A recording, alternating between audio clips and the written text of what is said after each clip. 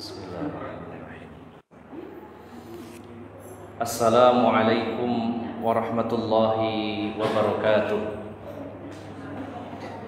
Innal hamdalillah nahmaduhu wa nasta'inuhu wa nastaghfiruh wa na'udzu billahi min syururi anfusina wa min sayyiati a'malina. May yahdihillahu fala mudilla lahu wa may yudlil fala hadiyalah. Wa ashhadu an la ilaha illallah wahdahu la syarika lah wa ashhadu anna Muhammadan abduhu wa rasuluhu la nabiyya ba'dah. Allahumma salli wa sallim wa barik ala nabiyyina Muhammadin wa ala alihi wa sahbihi ajma'in. Ya ayyuhalladzina amanu taqullaha haqqa tuqatih wa la tamutunna illa wa antum muslimun. Ya ayyuhan nasu taqu rabbakumul ladzi khalaqakum min nafsin wahidah wa khalaqa minha zawjaha wa batha minhuma rijalan katsiran wa nisaa'a wattaqullaha alladzi tasaaluna bihi wal arham innallaha kana 'alaikum raqiba. Ya ayyuhalladzina amanu taqullaha wa qulu qawlan sadida yuslih lakum a'malakum wa yaghfir lakum dhunubakum wa may yuti'illaha wa rasulahu faqad faza fawzan 'azima. Amma ba'd, fa inna ahsanal kalami kalamullah wa khairal huda huda Muhammadin sallallahu alaihi wasallam wa syarrul umuri muhdatsatuha fa inna kulla muhdatsatin bid'ah wa kulla bid'atin dolalah wa kulla dolalatin finnar. Bapak-bapak dan ibu-ibu serta saudara-saudari jamaah Majelis Ta'lim PKBM Al-Um yang dirahmati Allah Subhanahu wa taala, dan juga kaum muslimin muslimat dimanapun berada yang pada malam hari ini menyimak kajian ini secara online, yang juga semoga senantiasa mendapatkan rahmat Allah Subhanahu wa taala. Alhamdulillah, kita sangat bersyukur kepada Allah Subhanahu wa taala diberi kesempatan pada malam hari ini berada di salah satu rumah Allah Subhanahu wa taala, tempat terbaik di muka bumi ini, dan berada di salah satu majelis yang merupakan salah satu taman di antara taman-taman surganya Allah Subhanahu wa taala, di salah satu majelis yang dikerumuni malaikat-malaikat Allah Subhanahu wa taala, yang bisa jadi jumlah para malaikat yang hadir pada saat ini jauh lebih banyak dari jamaah yang hadir dari kalangan kita manusia. Maka Bapak Ibu jamaah sekalian, ini adalah anugerah dan nikmat dari Allah Subhanahu wa taala ketika kita diberi hidayah oleh Allah, diberikan taufik, pertolongan oleh Allah Subhanahu wa taala, bisa berada di salah satu majelis nasihat, majelis ilmu. Bapak Ibu jamaah sekalian yang dimuliakan Allah Subhanahu wa taala, pada malam hari ini kita akan membahas satu tema yang insya Allah akan disampaikan secara singkat, yang mudah-mudahan bisa kita pahami dan bisa kita amalkan, yaitu tentang menjadi pagar dalam taman dakwah. Bukan berarti kita jadi bambu atau tembok, tapi ini hanyalah sebuah kiasan atau kinayah. Yang pertama, Bapak Ibu jamaah sekalian, saya mengutip ceramah Ustadzuna Fadlan Fahamsah hafizahullah pada kegiatan, yaitu daurah untuk para pegiat dakwah di Pondok At-Taibah, dan saya hadir di sana. Poin pertama, saya mengutip ceramah beliau dan kami ulang lagi di tempat ini, bahwasannya murka Allah Subhanahu wa taala itu tidak akan bisa dibendung, tidak akan bisa ditahan dan dicegah ketika kita hanya mencukupkan diri menjadi orang yang salih. Akan tetapi murka Allah tertahan ketika ada di antara kita menjadi orang-orang yang muslih. Salih adalah orang yang baik, dan muslih adalah orang yang baik lalu memperbaiki orang lain. Kalau hanya menjadi salih, kita menjadi seorang yang ahli ibadah, orang yang rajin hadir di majelis ilmu, orang yang baik kepada teman, kepada tetangga, maka ini tidak cukup untuk menahan dan membendung murka Allah Subhanahu wa taala. Karena orang yang saleh kebaikannya untuk dirinya sendiri. Dan orang-orang yang menjadi sebab tertahannya murka Allah Subhanahu wa taala, azab Allah Subhanahu wa taala adalah orang-orang yang muslih. Dari kata aslaha yuslihu, maka pelakunya disebut muslih. Itu orang yang melakukan perbaikan-perbaikan, orang yang berjuang memperbaiki dirinya lalu memperbaiki orang lain. Apa dalilnya? Allah Subhanahu wa taala berfirman, yaitu di dalam surat Hud ayat yang ke-117. Surat 11 ayat 117. Allah berfirman, "Wa ma kana rabbuka liyuhlikal qura bidzulmin wa ahluha muslihun." Dan Allah Tuhanmu tidak akan membinasakan negeri-negeri secara zalim sementara penduduknya atau selama penduduknya adalah orang-orang muslihun, yaitu orang-orang yang melakukan perbaikan. Bapak Ibu jamaah sekalian yang dimuliakan Allah Subhanahu wa taala, maka walaupun banyak orang-orang yang salih di satu tempat, di satu kampung, di satu negeri, tidak akan mampu membendung murka Allah Subhanahu wa taala dan azabnya, kecuali kalau ada di antara mereka orang-orang yang menjadi muslihun.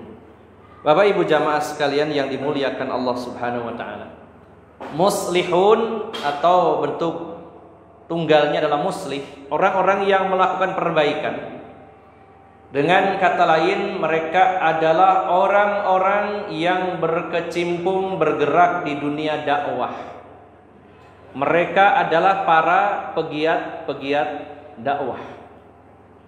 Dan Bapak Ibu jamaah sekalian yang dimuliakan Allah Subhanahu wa taala, dakwah atau juga diistilahkan an-nasihah ini merupakan bagian yang terpenting dari agama ini. Ketika Rasulullah Muhammad sallallahu alaihi wasallam bersabda tentang ibadah haji, beliau bersabda, "Al-hajjul Arafah." Haji adalah wukuf di Arafah. Bukan berarti ibadah haji itu hanya wukuf saja.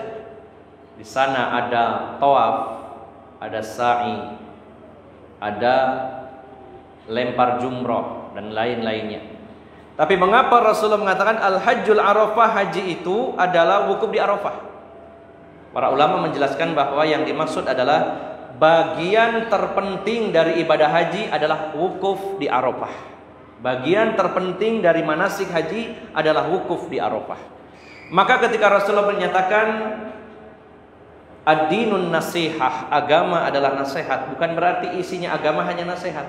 Tetapi adalah bagian terpenting dari agama ini adalah an-nasihah atau ad-da'wah, al-amru bil ma'ruf wan nahyu 'anil munkar. Maka Bapak Ibu jamaah sekalian yang dimuliakan Allah Subhanahu wa taala, kita melihat bahwa masyarakat kita ini butuh dengan adanya orang-orang yang bisa merubah mereka ke arah yang lebih baik. Dari keadaan buruk menjadi baik, dan yang baik menjadi lebih baik lagi. Maka disitulah pentingnya ada orang-orang yang meluangkan waktunya, tenaganya, pikirannya, dananya, dan semuanya untuk melakukan islah atau melakukan perbaikan-perbaikan atau istilahnya memberikan nasihat, berdakwah atau amar ma'ruf nahi anil munkar. Sebelum kita memfokuskan membahas tentang sebenarnya pagar dakwah itu apa, kita ingin sedikit menyinggung tentang keutamaan dakwah, keutamaan amar ma'ruf nahi munkar.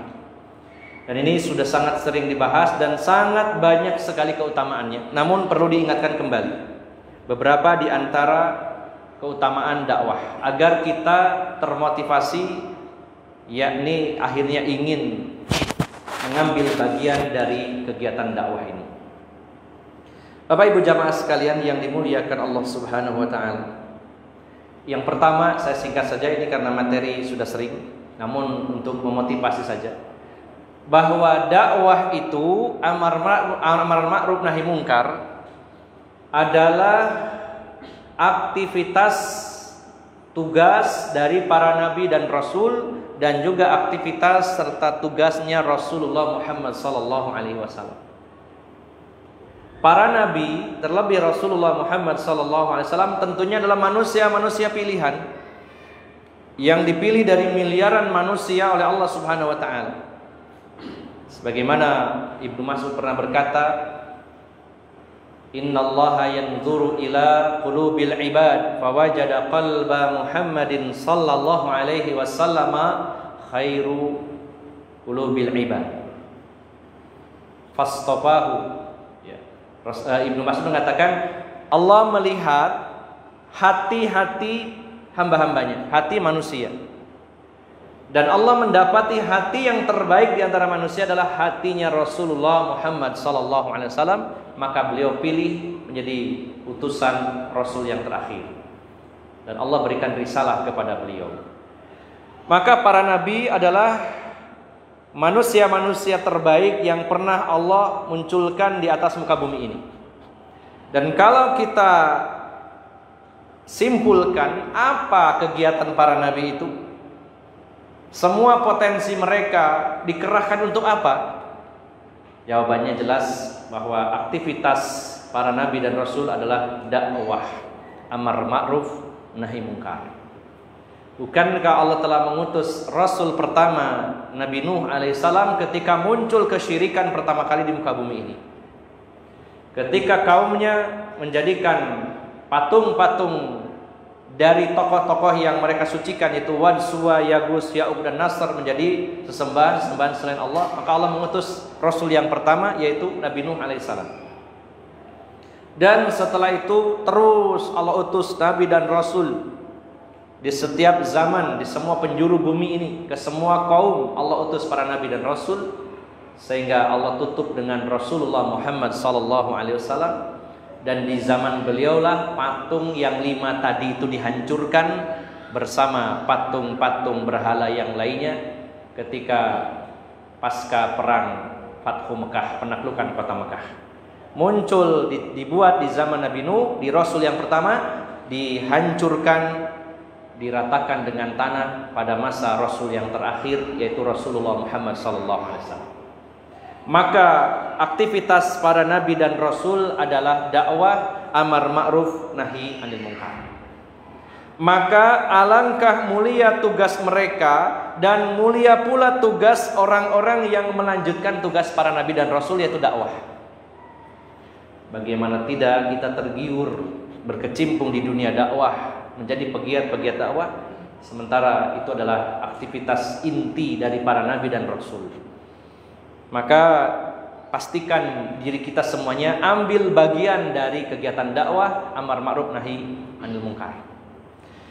Kemudian Bapak Ibu jamaah sekalian yang dimuliakan Allah Subhanahu wa taala, dakwah ini menjadi sebab datangnya pertolongan Allah Subhanahu wa taala.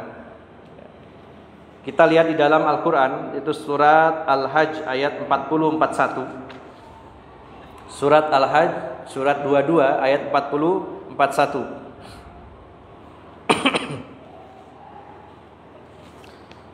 Allah Subhanahu wa taala berfirman, Saya potong saja. Wala yansurannallahu man yansuruh innallaha laqawiyyun aziz. Alladzina immakkannahum fil ard aqamus salata wa atawuz zakata wa amaru bil ma'ruf wa nahau 'anil munkar walillahi 'aqibatul umur.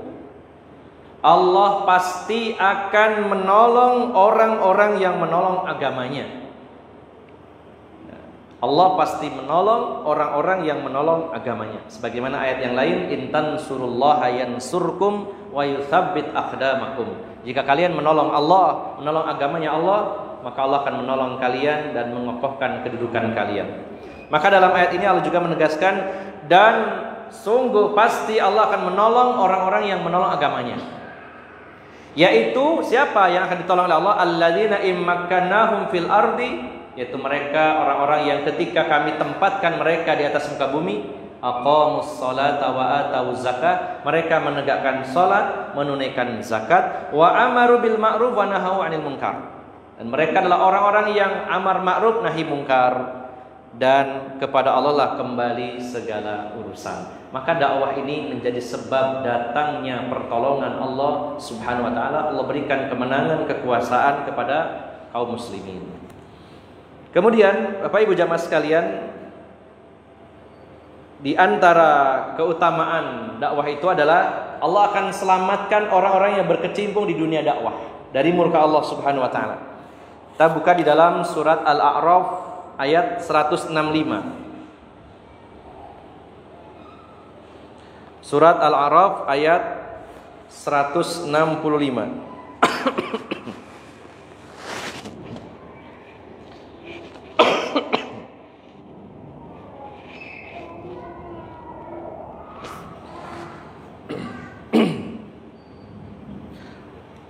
Surat Al-A'raf ayat 165. Allah Subhanahu wa taala berfirman, "Falamma nasu ma dzukkiru bih anjaynal ladzina yanhauna 'anis su'i wa akhadnal ladzina zalamu bi'adzabin ba'isin bima kanu yafsukun." Maka setelah mereka melupakan apa yang diperingatkan kepada mereka, ketika mereka melalaikan, melupakan apa yang diperingatkan kepada mereka, kami selamatkan orang-orang yang melarang orang lain berbuat jahat, dan kami timpakan kepada orang-orang yang zalim siksaan yang keras disebabkan mereka selalu berbuat fasik.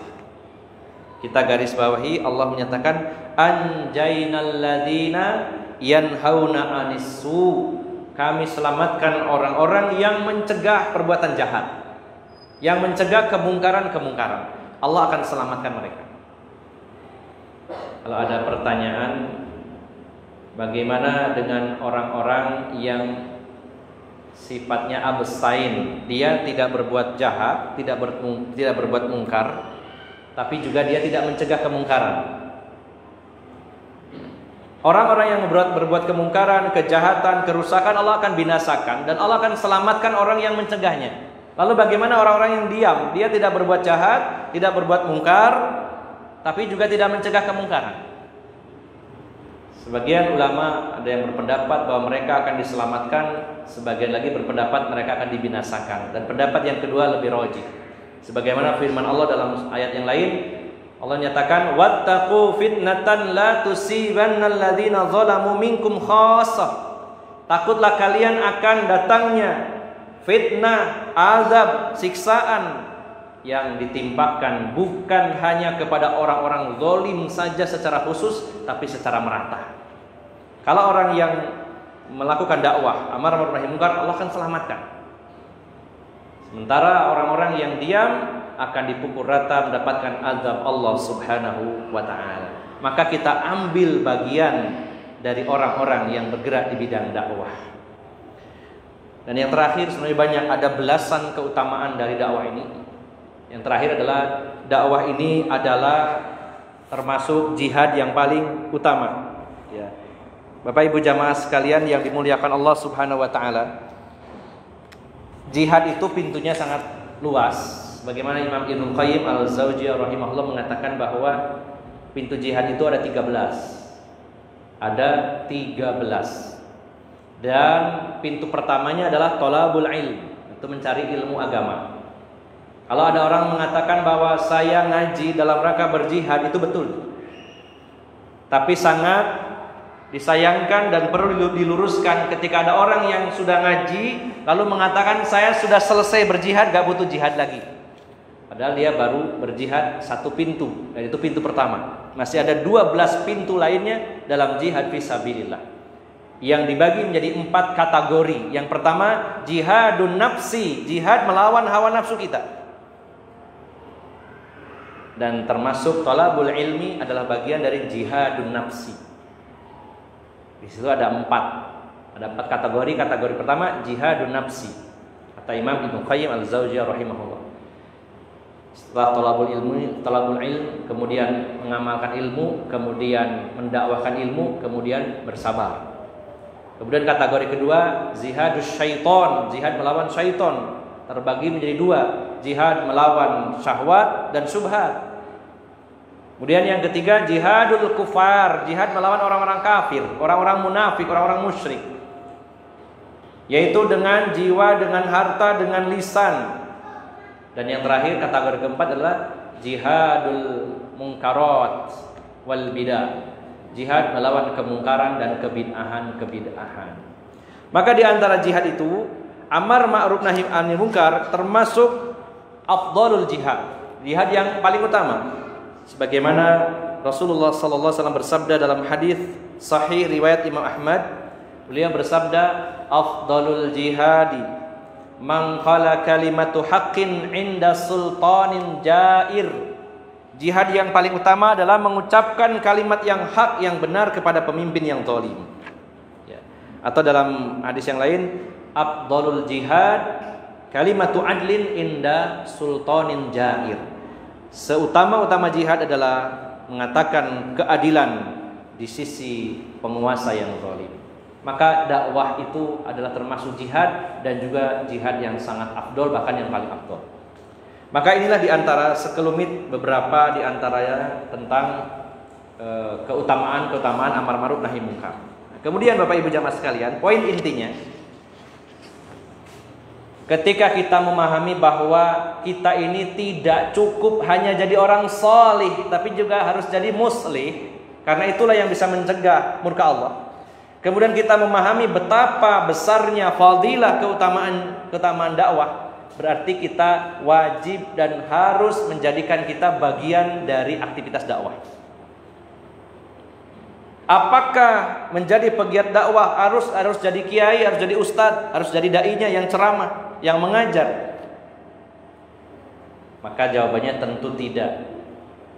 Seorang dai, seorang guru, seorang kiai, seorang ustadz, mereka adalah para duat, para dai yang mengajarkan ilmu agama, yang memberikan nasihat. Namun di samping kiri kanannya, di belakangnya, bahkan mungkin di depannya, ada para pegiat-pegiat dakwah yang mendukung dakwah dari seorang ustadz ini. Dan keberadaan mereka sangat vital. Bahkan mungkin seorang dai tidak banyak bisa berbuat ketika mereka tidak ada. Bagaimana sejarah Rasulullah dan para sahabat menunjukkan bahwa para sahabat tidak memposisikan semuanya seperti Nabi, tapi ada ambil bagian dari sisi-sisi yang lain. Di antara mereka ada yang ambil bagian jadi panitia kajian. Di antara mereka ada yang ambil bagian jadi orang-orang yang menyiarkan dakwah, menebarkan informasi dakwah. Adanya bagian publikasi yang membuat flyer kalau sekarang. Adanya tim multimedia, apalagi di era informasi, siapa yang menguasai informasi merekalah yang menang. Keberadaan tim multimedia ini sangat vital dalam dakwah hari ini. Dan perjuangannya tidak bisa dipandang remeh. Harus kita dukung, harus kita kuatkan tim-tim multimedia yang ada. Dan juga ada di antara pegiat dakwah itu mereka yang punya dana, mensupport dana kegiatan-kegiatan dakwah. Ada di sana para relawan-relawan yang berjuang untuk mendukung dakwah, dan juga ada tim yang membentengi, melindungi dakwah dari pengrusak-pengrusak dakwah ini, bahkan sekaligus pembasmi hama-hama dakwah. Maka Bapak Ibu jamaah sekalian yang dimuliakan Allah Subhanahu wa taala, kalau saya buatkan sebuah analogi, dakwah itu seperti menanam tanaman, menanam pohon. Kita menanam pohon di sebuah taman. Misalkan berbagai macam bunga. Maka dalam kegiatan menanam pohon itu, beberapa unsur yang harus ada adalah yang pertama, adanya lahan yang subur. Ya. Kalau ditanam di tanah yang tandus, akan sulit hidup dan tumbuh, akan mati. Secara umum ya, kecuali tanaman yang khusus memang di tempat tandus. Tapi secara umum, maka untuk menanam pohon itu kita butuh lahan subur. Dan untuk menanam pohon itu kita butuh bibit unggul untuk ditanam. Walaupun subur bibitnya jelek, maka jelek hasilnya. Dan untuk menanam pohon kita juga butuh adanya orang-orang yang memberikan air, menyiraminya. Untuk lebih sehatnya lagi ada yang memupuknya, sehingga tumbuhlah tanaman-tanaman ini menjadi subur, hijau royo-royo, berbuah dan juga mekar bunganya. Kalau sudah berbuah atau minimal berbunga, maka akan memancing ya binatang-binatang yang akan merusak tanaman ini. Karena binatang ini tidak tahu, taunya dari kejauhan kok hijau-hijau royo-royo, ada bunganya mencorong. Maka binatang-binatang itu akan datang. Kalau binatang itu yang besar seperti kambing, ayam, maka butuh pagar untuk menghalangi kehadiran mereka yang akan merusak tanaman ini. Ini sangat berbahaya. Saya punya pohon pisang mini Cavendish ya, jadi cuman 70-80 cm itu sudah berbuah, buahnya sampai ke tanah. Baru saja ditanam beberapa hari, habis dimakan ayam saya karena nggak ada pagernya, rata dengan tanah. Ya, hanya 2 ekor ayam, ya, jago dan babon. Yang jagonya cakar-cakar karena dalam rangka tebar pesona untuk memancing babonnya supaya datang. Akhirnya dikeroyok, dimakan berdua rata dengan tanah. Walaupun akhirnya tumbuh lagi dikit. Maka di situ butuh pagar karena hewannya ini agak besar. Nah, tapi kalaupun dipagar, mungkin hewan-hewan yang bisa terbang seperti serangga-serangga, hama, wereng dan sebagainya pasti akan bisa tembus di pagar itu. Maka butuh di situ adanya pembasmi hama, mungkin pestisida, insektisida dan lain-lain. Ya. Maka Bapak Ibu jamaah sekalian, begitu pula dakwah, kita butuh lahan-lahan subur untuk dakwah. Siapa yang menyiapkan lahan subur? Ya para panitia kajian. Bukankah bapak-bapak, ibu-ibu pernah mendengar kisah dakwahnya Mus'ab bin Umair? Beliau seorang dai dan beliau dai pertama Islam yang diutus Rasulullah SAW. Orang-orang Madinah yang pernah datang ke Mekah dan menyatakan keislamannya, pulang kampung mereka menyebarkan Islam di sana. Namun mereka merasa bahwa ilmu mereka minim. Saya kalau dakwah cuma bisanya sedikit, ngajak-ngajak orang. Butuh adanya ustadz yang mengajar mereka, butuh adanya dai. Mereka meminta kepada Rasulullah, ya Rasulullah, kirimlah kepada kami seorang dai yang bisa mengajari agama Allah Subhanahu wa taala di Madinah, di Yathrib. Maka Rasulullah memilih di antara para sahabatnya yaitu Mus'ab bin Umair, seorang pemuda yang tadinya kaya raya kemudian jadi miskin karena mengikuti agama Allah Subhanahu wa taala, seorang pemuda yang sangat gagah, tampan dan sangat cerdas dan sangat fasih dalam berbicara.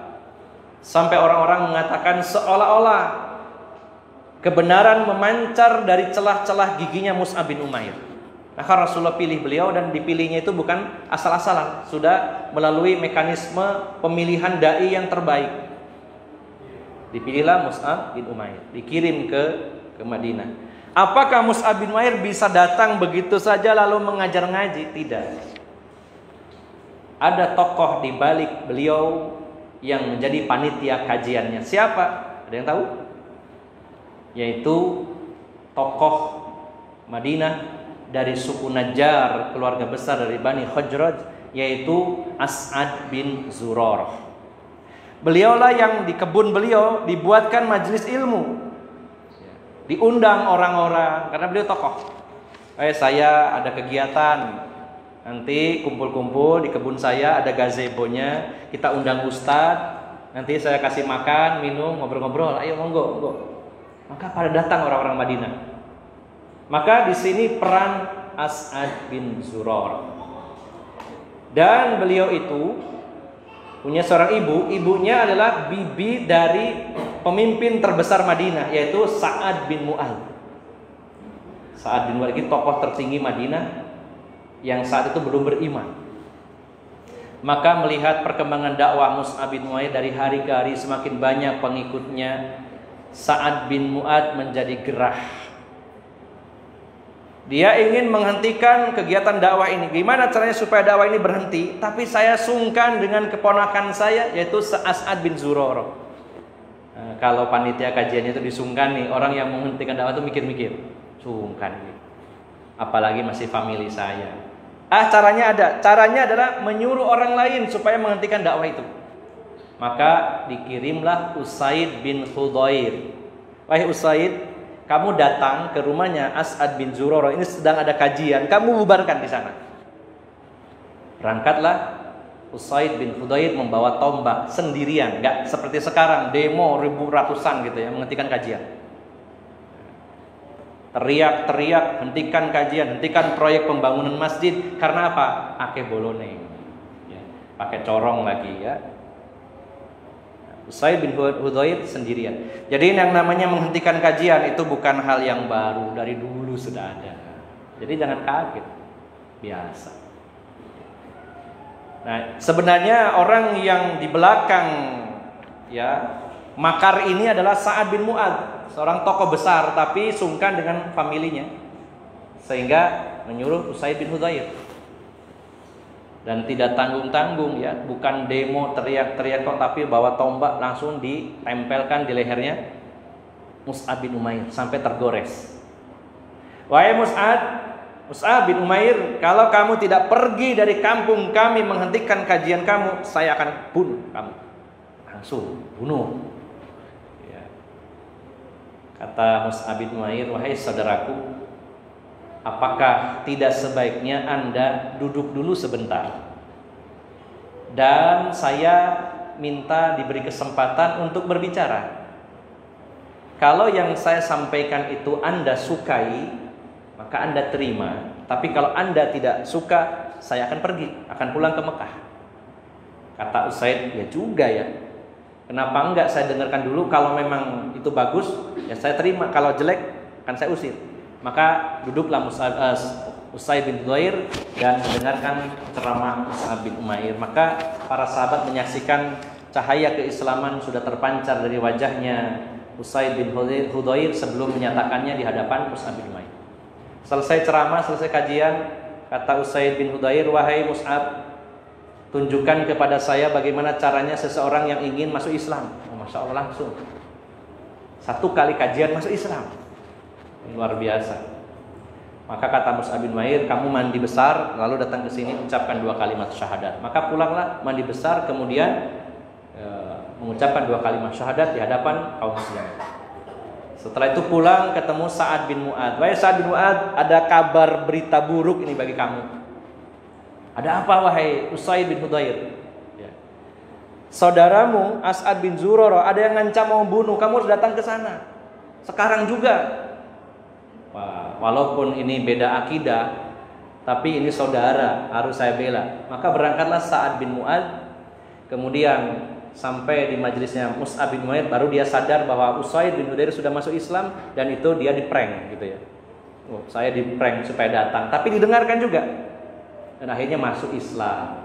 Maka Sa'ad bin Mu'adz ketika masuk Islam pulang kampung mengumpulkan seluruh penduduk Bani Khazraj, dikumpulkan. Dan beliau umumkan, wahai sekalian penduduk suku Khazraj, laki-laki maupun perempuan, yang tua maupun muda, bagaimana pandangan kalian tentang saya?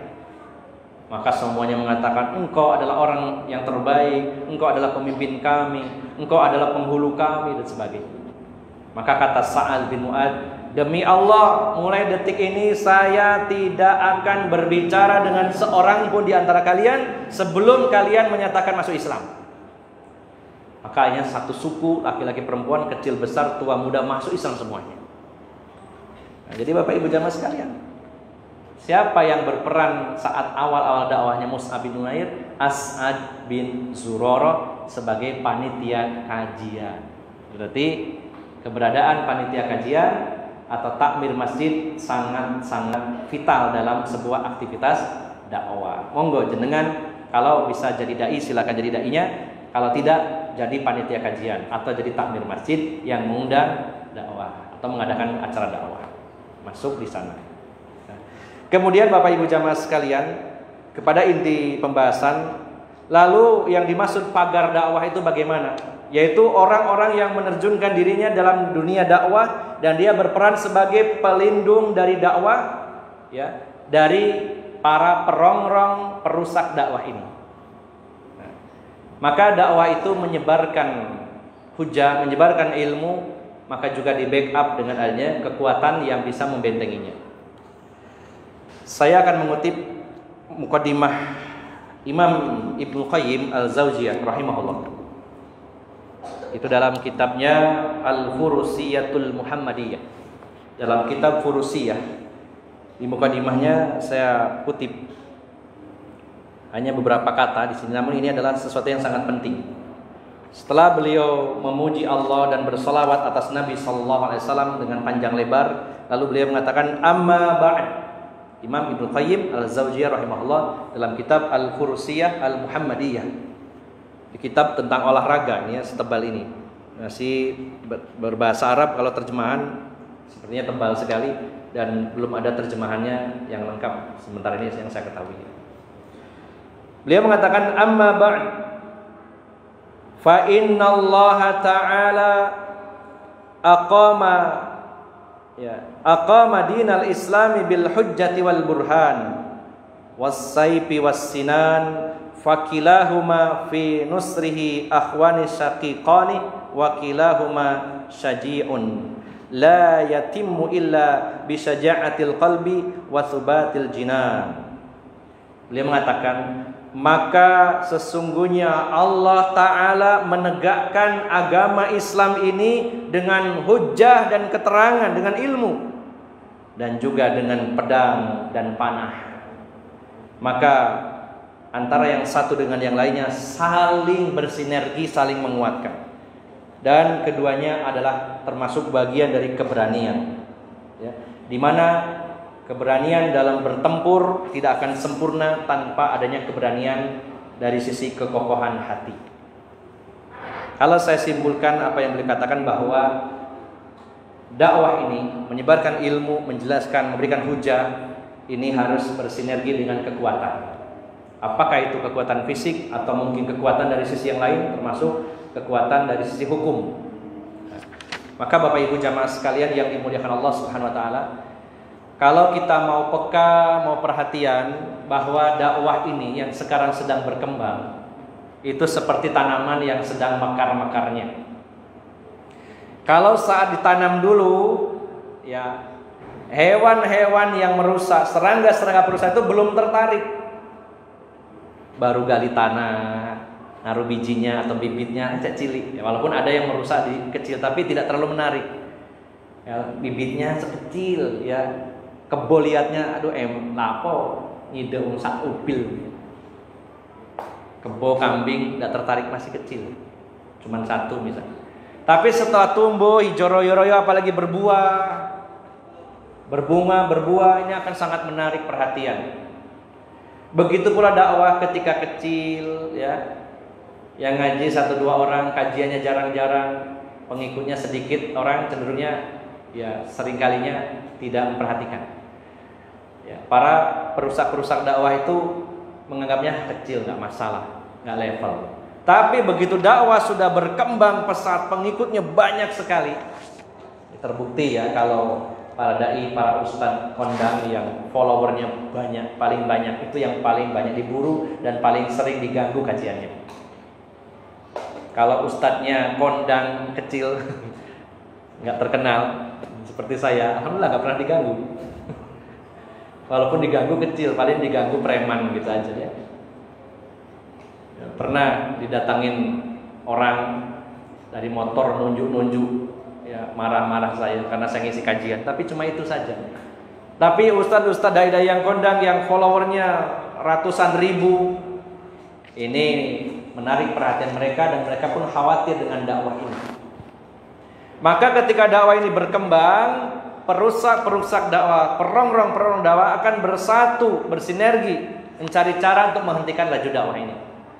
Maka disitulah saatnya kita butuh pagar yang membentenginya. Disitulah kita butuh pembasmi hama dakwah ini.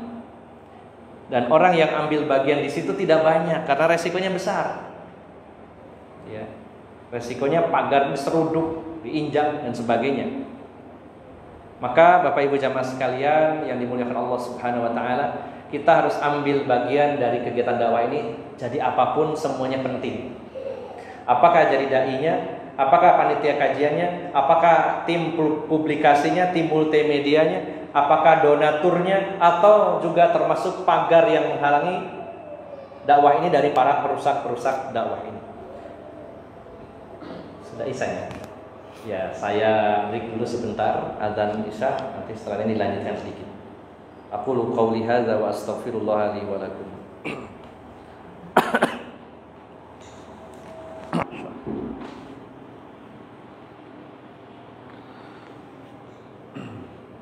Alhamdulillah wassalatu wassalamu ala Rasulillah wa ala alihi wa sahbihi wa mawalah, amma ba'd.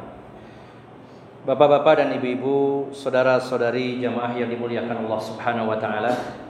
Pada sesi kedua ini saya ingin menekankan bahwa ada satu bagian di sisi dakwah itu di mana bagian ini sangat jarang diambil oleh kebanyakan kaum muslimin, yaitu sisi bagian dari pengayom pelindung dakwah yang kita kembangkan selama ini, yang mana keberadaan orang-orang yang menjadi pengayom ini seperti pagar yang melindungi tanaman-tanaman dakwah di sebuah taman, dan juga berfungsi sebagai pembasmi hama dakwah ini.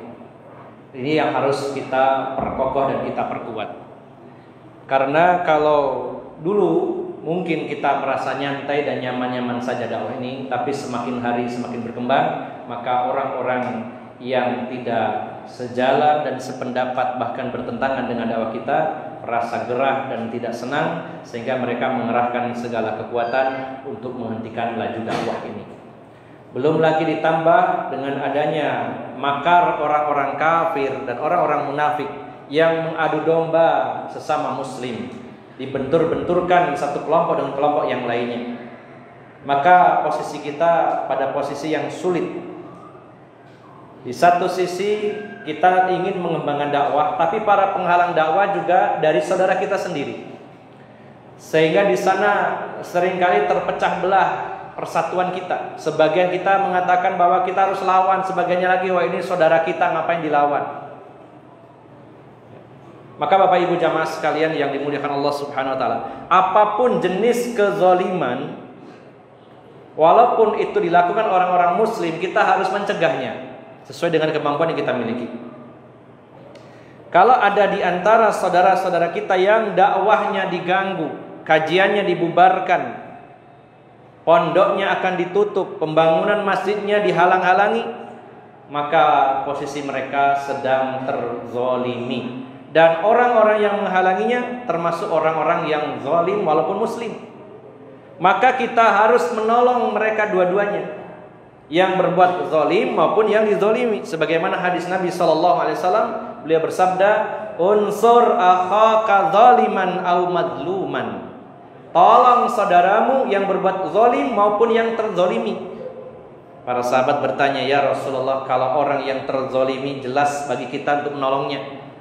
Lalu bagaimana caranya kita menolong pelaku-pelaku kezaliman?" Maka Rasul menyatakan, cara menolongnya adalah dengan mencegah kezalimannya. Maka kalau ada di antara saudara-saudara kita, dia juga seorang muslim, berusaha menghentikan laju dakwah kita dengan cara-cara yang anarkis, dengan cara-cara yang kasar, yang keras, kita harus menolong mereka. Kalau kita biarkan, kasihan mereka. Bagaimana caranya? Cegah dari perbuatan zalim mereka sesuai dengan kemampuan yang kita miliki, ya. Maka Bapak Ibu jamaah sekalian yang dimuliakan Allah Subhanahu wa taala, walaupun dalam dunia dakwah berapa banyak orang-orang yang sangat nyaman di comfort zone, yaitu zona nyaman. Inginnya nyaman-nyaman saja, ingin mengalir begitu saja.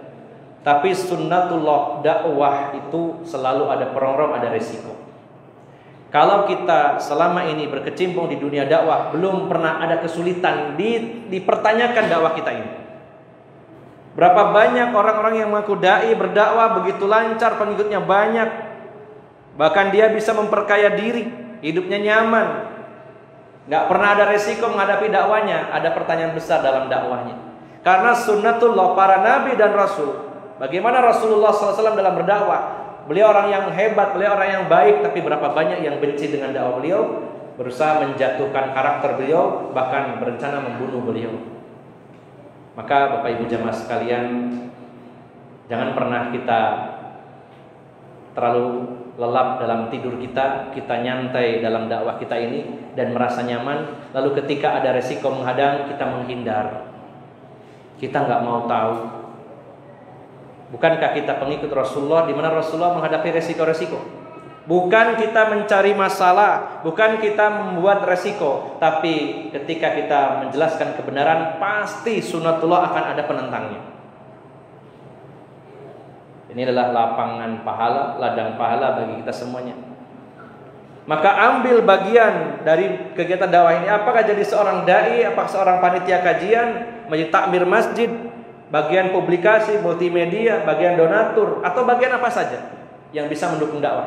Hatta walaupun kita hanya sekedar menjadi tukang parkir dalam kegiatan-kegiatan kajian, menjaga sandal dan motor kendaraan jamaahnya, maka peran kita sangat besar Bapak Ibu jamaah sekalian. Apalagi ketika kita menjadikan diri sebagai seorang bodyguard dakwah, menjadi hawari, yaitu pelindung-pelindung, maka tentunya resikonya besar, seiring pula selevel juga, sebanding juga dengan pahala yang akan diraih. Tidak harus menjadi salah satu, atau tidak harus memaksakan diri saya harus jadi ini. Mana yang sesuai kemampuan kita, kita masuk di sana. Dan saling mendukung antara yang satu dengan yang lainnya, saling bersinergi. Bapak Ibu jamaah sekalian yang dimuliakan Allah Subhanahu wa taala, kita bisa mengambil ibrah dari kisahnya Nabi Harun dan Nabi Musa alaihi salam. Kita bisa membukanya di dalam Al-Quran, di antaranya dalam surat Toha, surat 20, dari ayat yang ke-25 sampai ayat 32 atau 31 cukup. Ayat 25 sampai 32. Ketika Allah Subhanahu wa taala mengutus Nabi Musa alaihissalam, seorang nabi besar kepada Bani Israel, harus berhadapan dengan penguasa yang kuat dan zalim, yaitu Fir'aun. Maka begitu berat tugas Nabi Musa, dan Nabi Musa berdoa kepada Allah Subhanahu wa taala.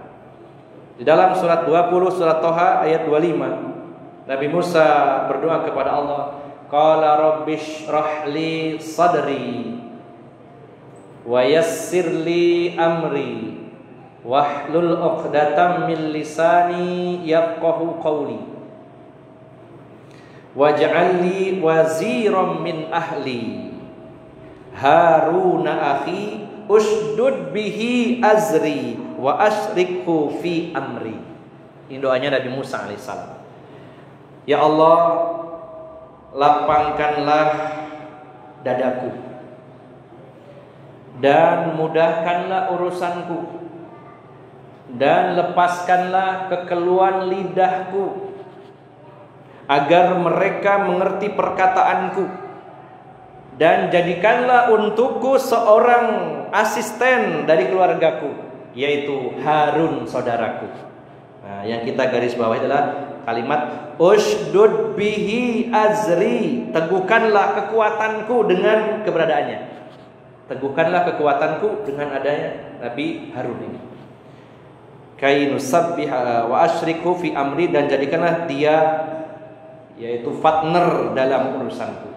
Bapak Ibu jamaah sekalian yang dimuliakan Allah Subhanahu wa taala, para ulama menjelaskan ayat ini, menjelaskan secara gamblang bagaimana sinergi antara ilmu dengan kekuatan fisik. Para ulama mengatakan bahwa Nabi Musa itu lebih alim dari Nabi Harun. Tapi Nabi Harun lebih perkasa, lebih kuat, dan juga lebih fasih lisannya. Nabi Harun itu punya kelebihan. Beliau bebas dari pembunuhan dari Fir'aun. Padahal di zaman Fir'aun ada undang-undang di mana setiap bayi laki-laki Bani Israil dibunuh.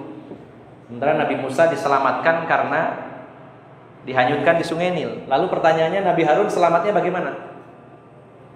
Kira-kira gimana gambarannya? Nabi Harun selamatnya bagaimana? Gak pernah dijelaskan dalam Quran. Kalau Nabi Musa kan dimasukkan peti, lolos. Jawabannya adalah karena Nabi Harun adalah kakaknya Nabi Musa. Ketika beliau lahir, undang-undang itu belum ada. Fir'aunnya belum mimpi. Belum mimpi, kerajaannya direbut. Jadi undang-undangnya belum terbit. Jadi bayinya masih lahir, bebas. Nah, Nabi Harun itu lebih duluan. Artinya Nabi Harun itu kakaknya. Dan kelebihan Nabi Harun adalah beliau orang yang pembawaannya sangat tenang, lembut, dan kalau ngomong berpengaruh besar kepada orang lain. Maka Nabi Musa merekomendasikan kepada Allah, ya Allah, jadikanlah saudaraku itu nabi juga, jangan saya toh, jadikan dia juga nabi. Karena dia akan mengokohkan keberadaan saya. Maka para ulama mengatakan bahwa Nabi Musa itu secara keilmuan lebih alim dari Nabi Harun, tapi Nabi Harun punya kekuatan, lebih berani dan lebih lancar berbicaranya. Maka saling bersinergi.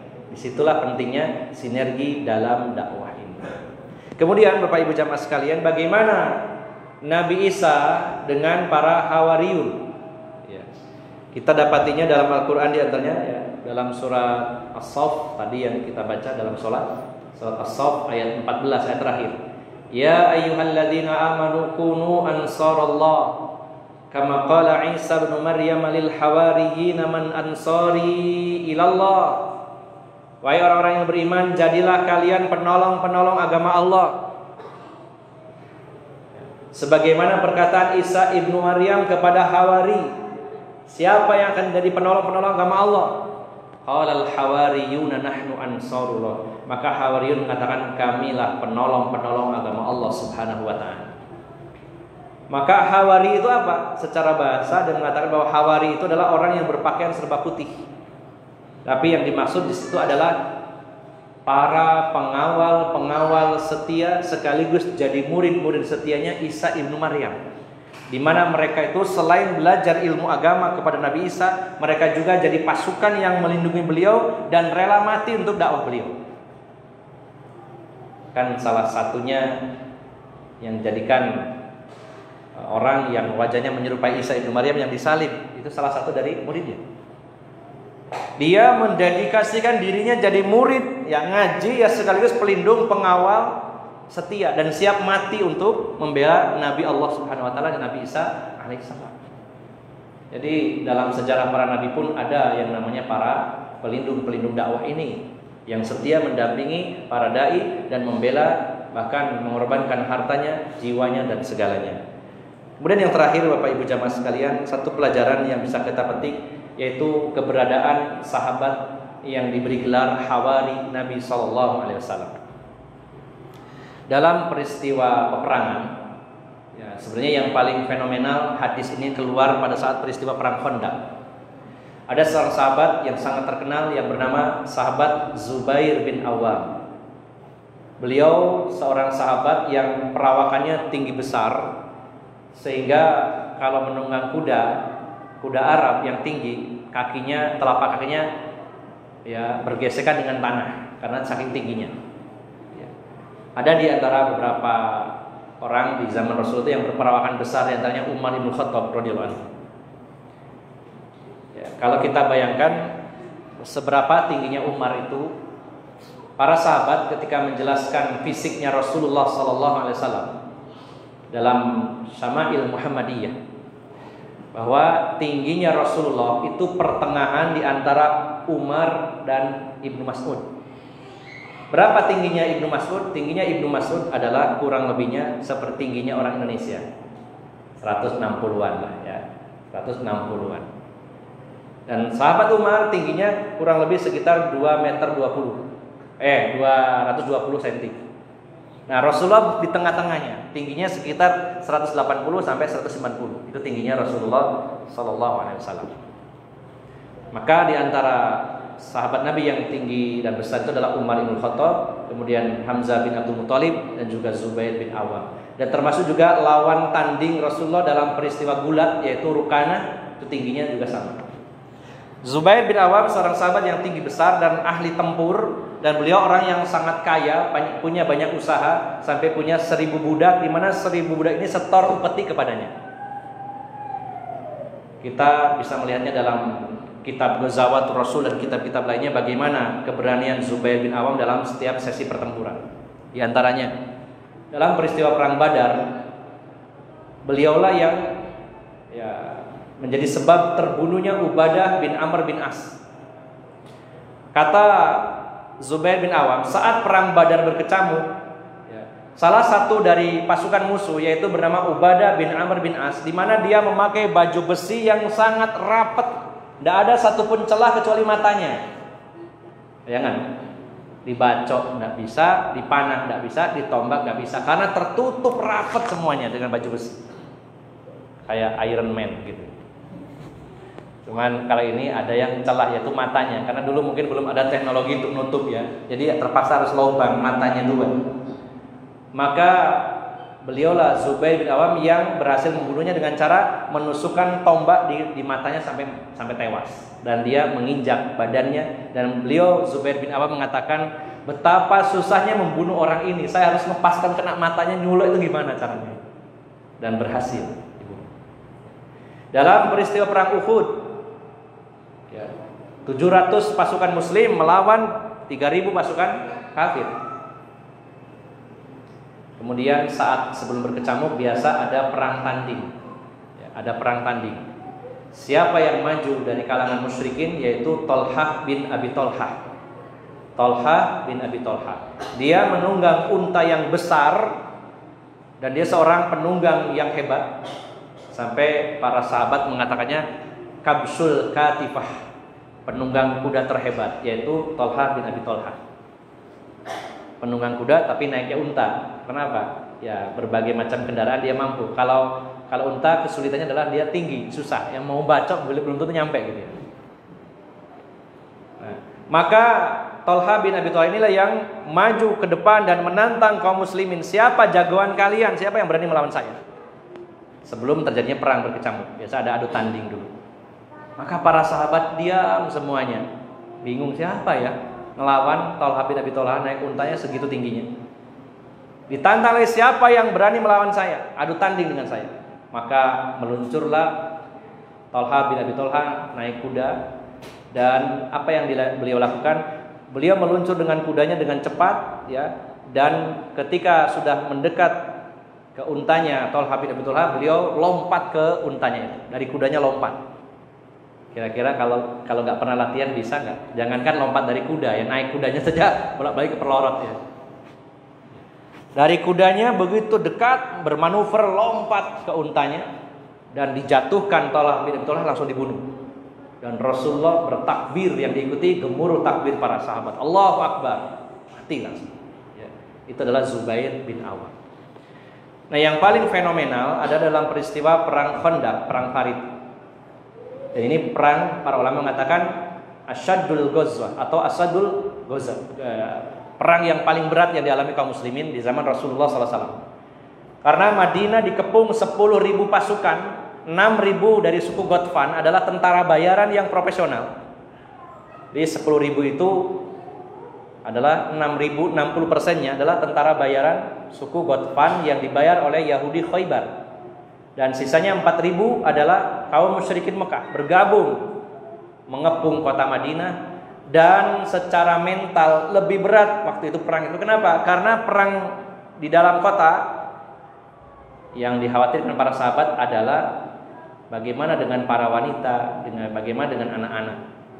Bapak, kalau para bapak itu menghadapi resiko sendirian itu lebih ringan daripada ada istrinya, ada anaknya. Apalagi istrinya lebih dari satu, ya, yang dipikir lebih banyak, ya kan? Gak usah guyu sampai nggak burung. Ya, contoh ya. Artinya apa? Kalau bertempur, situasi bertempur, kemudian ada wanita, ada anak-anak, dan kampung halaman yang diserbu, itu lebih berat. Maka strategi yang dijalankan Rasulullah SAW adalah sesuai sarannya Salman Al-Farisi, karena kota Madinah dikelilingi oleh pegunungan berbatu yang tidak bisa dilalui, hanya ada satu celah yang bisa dimasuki, maka dibuatlah parit di sana. Nah, kehebatan strategi perang Rasulullah berikutnya adalah beliau setelah membuat parit dengan para sahabat, langkah berikutnya adalah beliau menyelamatkan, mengevakuasi para wanita dan anak kecil. Di satu benteng yang sangat kokoh di kota Madinah, seluruh wanita muslimah, para anak-anak kecil dinaikkan semuanya ke benteng, dijaga oleh sebagian sahabat. Di antaranya salah satu komandan pasukan yang menjaga di bentengnya adalah Urwah bin Zubair bin Awam, putranya Zubair bin Awam. Maka situasinya sangat genting, para sahabat dikepung, dan Rasulullah memerintahkan setiap rumah di Madinah harus disambungkan dengan parit. Jadi rumah-rumah itu bersambung dengan parit-parit. Ini sebuah strategi yang luar biasa, sehingga kota Madinah menjadi sebuah kota yang memiliki benteng yang sangat kokoh. Ada paritnya, ada gunungnya, ada lorong-lorong di antara rumah, dan ada benteng pertahanan bagi kaum wanita. Sudah luar biasa. Cuman satu saja titik lemahnya, adanya Bani Quraidah, Yahudi yang akhirnya berkhianat. Nah, ini di saat genting, dikepung, sampai kelaparan, sampai Rasulullah mengikat batu di perutnya, tiba-tiba Bani Quraidah muncul dan mengkhianati perjanjian, menyerang dari belakang. Dan mereka bermanuvernya adalah dengan menyerang benteng wanita. Kalau istri-istrinya para sahabat diserang, anak-anaknya pasti pikirannya terpecah para sahabat. Maka ini harus segera dihabisi, harus ditumpas. Maka saat itu Rasulullah menawarkan kepada para sahabat, siapakah di antara kalian man ya'tini bi khabaril qaum, siapa yang sanggup di antara kalian sendirian datang ke kampung Bani Quraidah, mencari tahu, mencari info, lalu beritakan kepada saya. Saya butuh satu orang, sang pemberani yang bisa mencari, menggali info bagaimana Bani Quraidah itu keadaannya sekarang, benar nggak dia mengkhianat atau tidak. Para sahabat diam.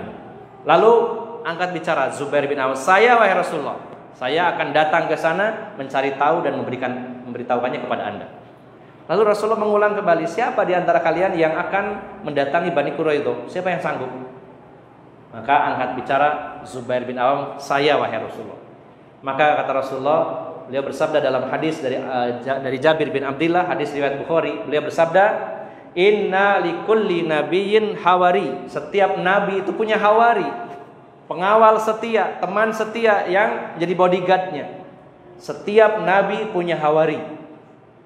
Wa inna hawariya Zubair bin Awam, dan demi Allah sesungguhnya hawariku adalah Zubair bin Awam. Sehingga beliau digelari hawari Rasulullah sallallahu alaihi wasallam. Dan saksi hidup adalah putranya Urwah bin Zubair. Beliau berada di pos benteng para wanita. Beliau ngintip ke bawah dan beliau mengatakan, kok bolak-balik saya lihat bapak saya mondar-mandir, ya, mondar-mandir dari parit menuju kampung Quraidah, balik lagi, bolak-balik gitu. Saya saksikan bapak saya ngapain. Setelah selesai perang ditanya, bapak kemarin ngapain pak? Mondar-mandir dari parit menuju Bani Quraidah. Kata Zubair bin Awam, saya mendapat tugas dari Rasulullah untuk mendatangi Bani Quraidah dan memastikan bagaimana sikap mereka saat pertempuran. Ini butuh nyali, butuh keberanian, luar biasa.